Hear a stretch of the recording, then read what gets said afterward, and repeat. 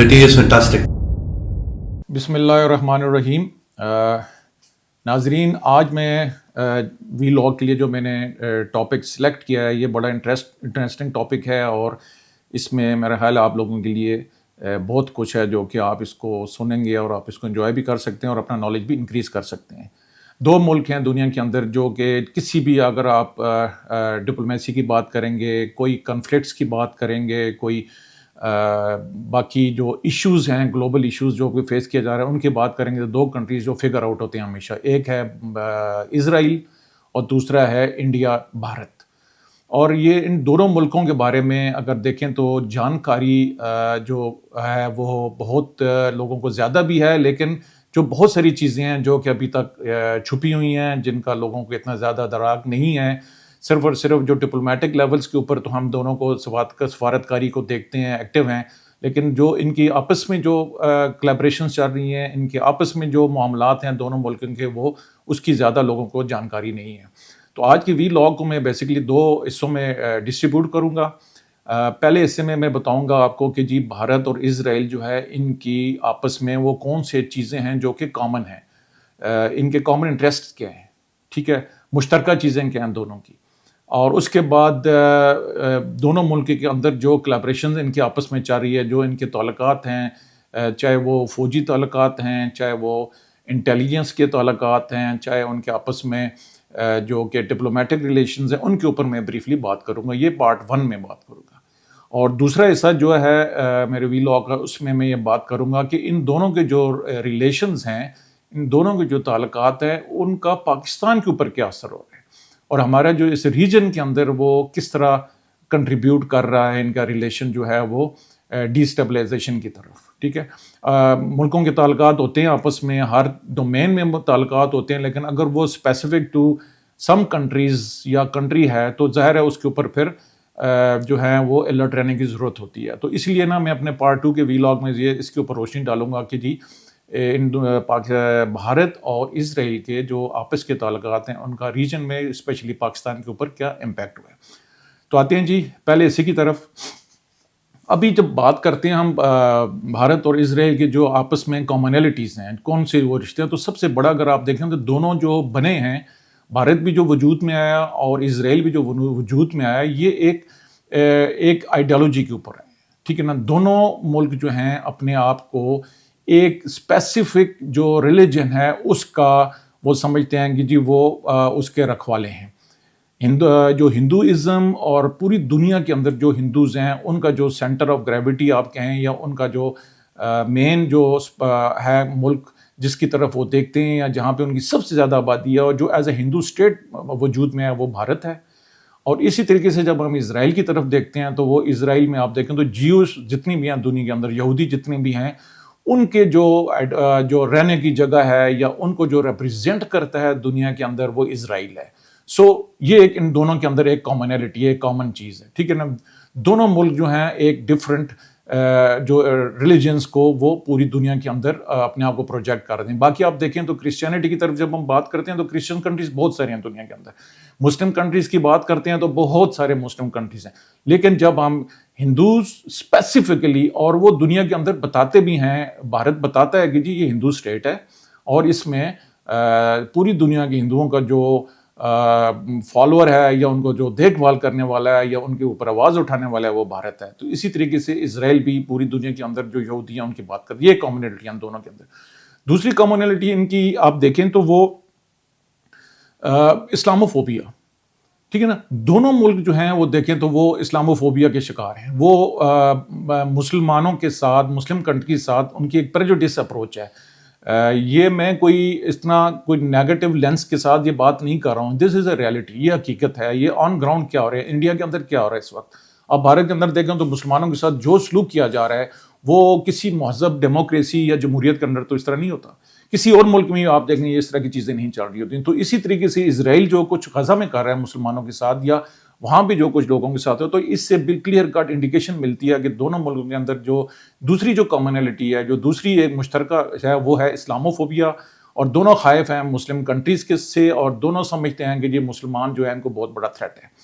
तीसरी जो कॉमनैलिटी है इन मुल्कों के अंदर, वो نیوکلرائزیشن آف مسلم کنٹریز. تو مسلمان ملک جو بھی اس وقت نیوکلیر اسٹیٹ بنے ہیں, پاکستان الحمدللہ از اے نیوکلیر اسٹیٹ, اس کے پاس نیوکلیر پاور ہے لیکن پیسفل پرپز کے لیے ہم نے ایکوائر کی ہوئی ہے. اسی طریقے سے انڈیا جو ہے اس پاکستان سے اس کے خلاف ہے, نیوکلرائزیشن کے خلاف تھا اور اس کے خائف تھا. اسی طریقے سے جو ایران کی نیوکلرائزیشن کے اوپر جو بات ہوتی ہے تو اس کے اوپر پر اسرائیل کو بہت زیادہ اس کے اوپر وہ اریٹیشن فیل کرتا ہے. ٹھیک ہے. سو جو کسی ملک کی بھی جب مسلم کنٹریز کی نیوکلرائزیشن یا وہ نیوکلیر پاور یا nuclear power for safe for security purposes یا نیوکلیر پاور فار دی ایک انرجی کے لیے جب وہ ملک آگے بڑھتا ہے تو یہ ان دونوں ملکوں کو اس کے اوپر بہت زیادہ تشویش ہوتی ہے اور یہ دونوں ملک جو ہیں اس کے اوپر اپنی آواز بھی اٹھاتے ہیں. تو یہ بھی ان دونوں کا آپس میں کامنلٹی ہے. دونوں کنٹریز کو ہم دیکھیں تو او آئی سی جو ہے وہ بھارت کو پنچ کرتی ہے, بیکاز او آئی سی کے اندر ایک کشمیر فورم بنا ہوا ہے جو کہ کشمیر کے اوپر آواز اٹھاتے ہیں. جو بھارت کا مقبوضہ کشمیر ہے بھارت کے اندر اور اس کے اوپر ظلم ہو رہا ہے, تو اس کے اوپر بھی او آئی سی جو ہے ایک اریٹیٹ کرتا ہے بھارت کو اور یہ اس کے خلاف ہے. اسی طریقے سے جو جی سی سی کنٹریز ہیں, جو گلف کا جو کوآپریشن کونسل ہے یا جو مڈل ایسٹ کے کنٹریز ہیں, وہ غزہ کے اوپر بات کرتے ہیں, وہ فلسطین کے اوپر بات کرتے ہیں, وہ کشمیر پہ بھی بات کرتے ہیں. سو اس لیے ان دونوں کی کمیونٹیز, یہ دونوں جو مسلمان کنٹریز کی بڑی تنظیمیں ہیں, یہ بھی ان کو ایک ان کے لیے کامن ایک سبجیکٹ ہے. اور ان دونوں کا جو ایک پنتملی ہوتی ہے ان کے بارے میں وہ بالکل واضح ہے کہ جی یہ دونوں جو تنظیمیں او آئی سی اور جی سی سی اور باقی جو مسلم جو آرگنائزیشنز ہیں وہ یہ دونوں ملک اس کے خلاف ہیں.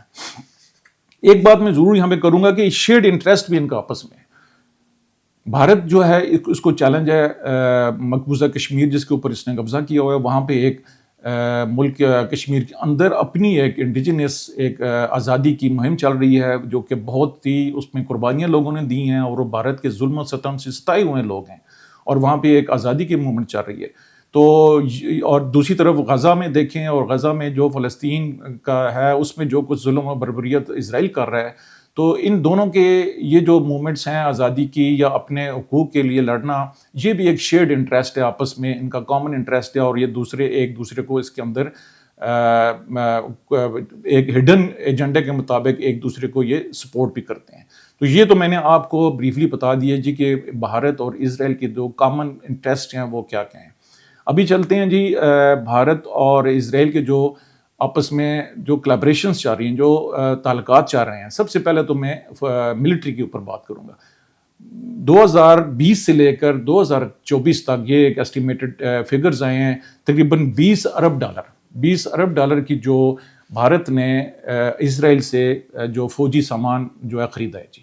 اور ان 4 سالوں میں جو ایسٹیمیٹڈ جو اسرائیل نے ایکسپورٹ کیا ہے جو کہ ہتھیار ہیں فوجی ساز و سامان جس میں میزائل شامل ہیں اور باقی چیزیں شامل ہیں, وہ تقریباً $60 ارب سے زیادہ ہیں.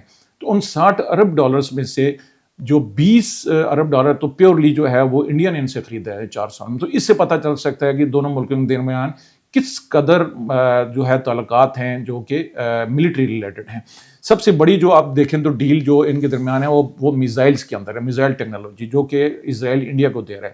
بارک 8 میزائل جو ہے long range surface to air missile. Similarly Barak 8 ہے medium range surface to air missile. یہ بہت ہی افیکٹو میزائلز ہیں اور تقریباً $3 سے $4 ارب کی جو ڈیل ہوئی ہے انڈیا اور اسرائیل کی, جو کہ انڈین جو DRDO ہے اور جو اسرائیل ایئر اسپیس انڈسٹریز ہے, یہ دونوں مل کے یہ میزائلز بنا رہے ہیں. اور تقریباً 100 کلومیٹر جو ہے ان میزائلز کی رینج ہے اور یہ سرفیس ٹو ایئر میزائل ہیں, یعنی زمین سے یہ ہوا کی طرف جو ٹارگٹس ہیں جہاز آتے ہیں یا میزائل یہ ان کو ٹارگٹ کرتے ہیں. یہ ان کے درمیان سب سے بڑی ڈیل ہو رہی ہے. اس کے بعد میزائلز کے بعد اگر ہم ان کے بعد اگر ہم بات کریں تو دوسرا ڈربی میزائلز ہیں جو کہ ان دونوں کے درمیان جو ہے وہ ان کی بہت بڑی ایک کلیبریشنز چل رہی ہے. ڈربی میزائلز کے بیسکلی یہ beyond visual range air missiles ہیں اور یہ شارٹ رینج میزائلز ہیں اور یہ نارملی یوز ہوتی ہیں ایئر ٹو ایئر بیٹل کے اندر, ڈاگ فائٹس جو ہوتی ہے اس کے اندر یہ یوز ہوتے ہیں. اور ان کی بھی رینج تقریباً 20 کلومیٹر اور 50 کلومیٹر کے درمیان ہے دونوں کی. سو ڈربی جو BVRAM جو ہے جن کو اسپائڈر میزائلز بھی کہتے ہیں, یہ بھی اسرائیل نے بھارت کو دی ہیں. اور ان کی جو IAI ہے اور DRDO انڈیا کی جو ہے ان کا آپس میں دونوں کی کلیبریشن ہے. اس کے بعد جب ہم بات کرتے ہیں UAVs کے اندر, تو UAVs اور ڈرونز کے اندر بھی بہت زیادہ state of the art technology ہے جو اسرائیل نے بھارت کو شفٹ کیا ہے، جس میں سب سے بڑا آپ دیکھیں تو ہیرنز ڈرونز ہیں. یہ بیسیکلی ہیرن 1 اینڈ ہیرن 2 دو میزائلز ہیں، ڈرونز ہیں، جو کہ بھارت کو اسرائیل نے ٹیکنالوجی بھی ٹرانسفر کر دی اور ان کو یہ بہت زیادہ یہ یونٹس بھی دیے ہیں. اور یہ میڈیم آلٹیچیوڈ لانگ انڈیورنس یہ ڈرونز ہیں جن کو میل فیملی میں آتے ہیں، MALE میل.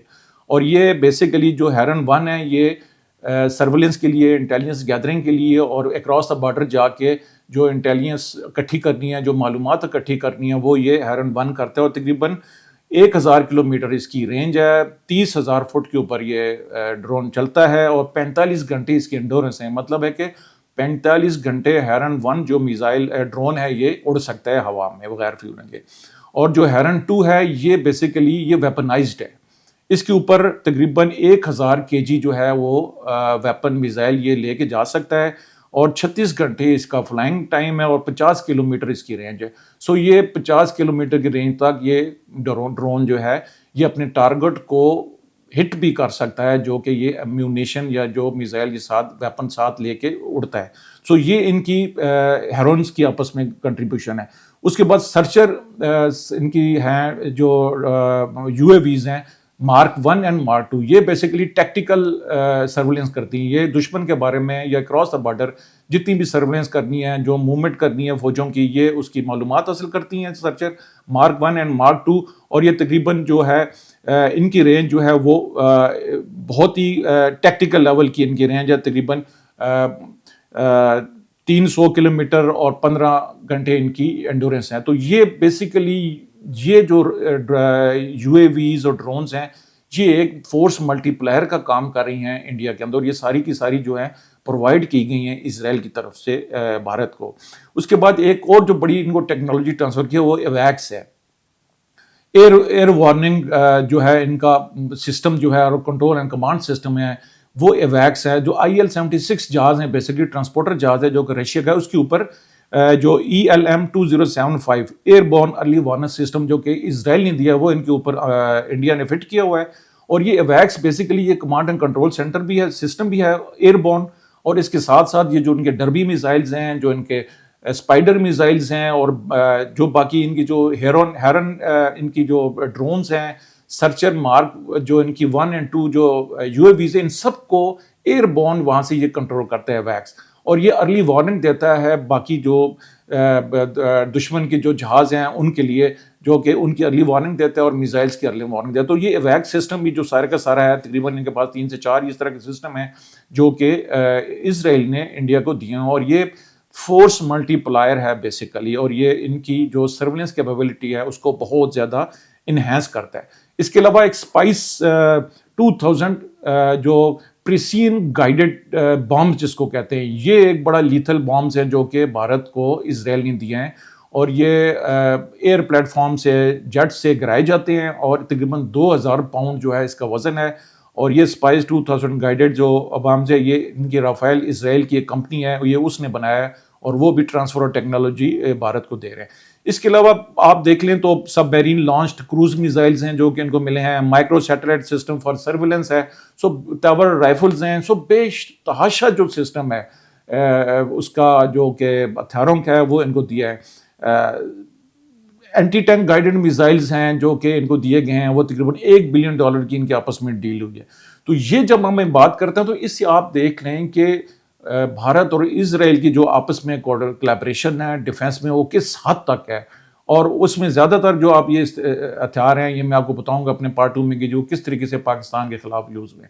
دوسرا جو ان کی کولیبریشن جو چل رہی ہے وہ انٹیلیجنس شیئرنگ ہے. انٹیلیجنس شیئرنگ میں یہ ہے کہ ان کا کامن آبجیکٹیوز ہیں، مسلم countries, Middle East countries, Iran, Pakistan اور وہ سارے ملک جو کہ ان کو خطرہ ہے وہ ایک دوسرے کے ساتھ انٹیلیجنس شیئرنگ کرتے ہیں. اسرائیل کے جتنے بھی سیٹ اپس ہیں باہر کے ملکوں میں، ایمبیسیوں میں ہیں یا ایمبیسی سے باہر ہیں، وہ جو بھی انٹیلیجنس لیتے ہیں مسلم کنٹریز کے بارے میں، پاکستان کے بارے میں، وہ شیئر کی جاتی ہے بھارت کے ساتھ. اور اسی طریقے سے بھارت کے جو بھی باہر جو سیٹ اپس ہیں ان کے بنے ہوئے ایمبیسیوں میں یا ایمبیسیوں کو باہر ہیں، وہ ساری information with regards to Pakistan, Iran اور مڈل ایسٹ کنٹریز ان کے بارے میں جو ان کے آپس میں جو دفاعی تعلقات ہیں، دفاعی جو ان کے آپس میں معاملات ہیں، وہ ساری انفارمیشن جو ہے انڈیا بھی جو ہے شیئر کرتا ہے اسرائیل کے ساتھ. اور انڈین جو ڈائسپورا ہے بہت سارے لوگ آئیڈینٹیفائی ہوئے ہیں مختلف مڈل ایسٹ کنٹریز میں، قطر میں ان آفیشیل ہے یہ سارا، اور اسی طریقے سے ایران کے اندر کہ جی انڈین ڈائسپورا جو ہے وہ موساد کے لیے یا اسرائیلی ایجنسیز کے لیے کام کرتا ہے، اور وہ ان کو انفارمیشن جو ہے جو چاہیے ہوتی ہے اسرائیل کو، وہ مسلم کنٹریز کے بارے میں، مسلمان ملکوں کے بارے میں، وہ وہاں سے شیئر کرتا ہے. سو ان کی آپس میں ٹریننگ ہو رہی ہے انٹیلیجنس کے لوگوں کی. انڈیا کے لوگ جاتے ہیں اسرائیل میں اور وہاں سے وہ ان کی موساد اور باقی جو ٹریننگ ان کے انسٹیٹیوشنز ہیں ان میں وہ ٹریننگ لیتے ہیں، ان کے آفسرس لیتے ہیں، اور مین ٹریننگ جو ان میں وہ کرتے ہیں جی کہ جو انسرجنسی کشمیر کے اندر ہو رہی ہے اس کو کیسے روکنا ہے. جس طرح غزہ کے اندر وہ جو انہوں نے ظلم کیا ہے وہی وہ یہاں پہ بھی انڈین لوگوں کو بھی وہ اسرائیل وہاں پہ ان کو ٹریننگ دی جا رہی ہے. اس کے بعد انٹیلیجنس کے جو اکوپمنٹس ہیں، جو سامان استعمال ہوتا ہے، جو گیجٹری استعمال ہوتی ہے، وہ بھی ان کے انٹیلیجنس کے لوگوں کو اسرائیل کی طرف سے پرووائڈ کی جاتا ہے. سو ان کے کامن آبجیکٹیوز ہیں، کامن ایجنٹ ہیں. سو یہ بریفلی میں نے آپ کو ابھی پارٹ 1 میں یہ بتا دیا کہ جی ان کا لیول آف کولیبریشن انڈیا اور اسرائیل کا کیا ہے. اور یہ بہت ہی لمبا سبجیکٹ ہے لیکن اس کو میں نے سمرائز کرنے کی کوشش کی ہے. آئی ہوپ کہ اس سے آپ کو ایک کلیئر کٹ نالج مل جائے گا کہ جی دونوں ملک جو ہیں اس وقت کس ڈگر پہ چل رہے ہیں اور ان کا مین آبجیکٹیو کیا ہے. بہت شکریہ.